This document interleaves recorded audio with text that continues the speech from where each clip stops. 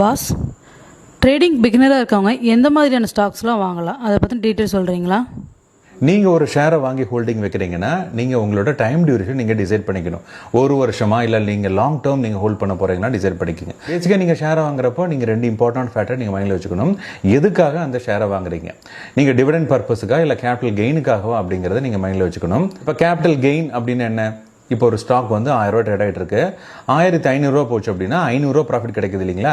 இதை வந்து என்ன சொல்கிறோம்? கேபிட்டல் கெயின்னு சொல்கிறோம். இதுவே ஒரு ஷேர் ஒரு வருஷம் 1000 ரூபாய் ட்ரேட் ஆகிட்டு இருக்கும், ஆனால் உங்களுக்கு டிவிடெண்ட் கிடைக்கும். டிவிடெண்ட் என்ன? லாபத்தில் உங்களுக்கு சில பர்சன்டேஜ் கொடுப்பாங்க. சில கம்பெனிஸ் 1% கொடுக்கும், சில கம்பெனி 6% கூட கொடுப்பாங்க. இந்த மாதிரி அந்த கம்பெனி டிவிடெண்ட் அதிகமாக கொடுக்குறப்போ அந்த ப்ரைஸ் அதிகமாக ஏறாது, வித்தின் ரேஞ்சுக்குள்ளேயே ட்ரேட் ஆகிட்டு இருக்கும். சில கம்பெனி டிவிடெண்டே கொடுக்க மாட்டாங்க, ப்ரைஸ் மட்டுமே ஏறிட்டு இருக்கும்.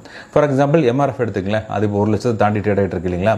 இந்த மாதிரி ப்ரைஸ் ஏறிக்கிட்டே இருக்கும். அவங்க டிவிடெண்ட் கொடுக்காம அந்த லாபத்தை என்ன பண்ணுவாங்க? அந்த கம்பெனிக்குள்ளேயே திரும்ப ரீஇன்வெஸ்ட் பண்ணிட்டே இருப்பாங்க. அதனால பிரைஸ் மட்டும் ஏறிக்கிட்டே இருக்கும். மெயினாக கவர்மெண்ட் நிர்வகிக்கக்கூடிய கம்பெனிஸ் எல்லாமே டிவிடெண்ட் அதிகமாக கொடுப்பாங்க.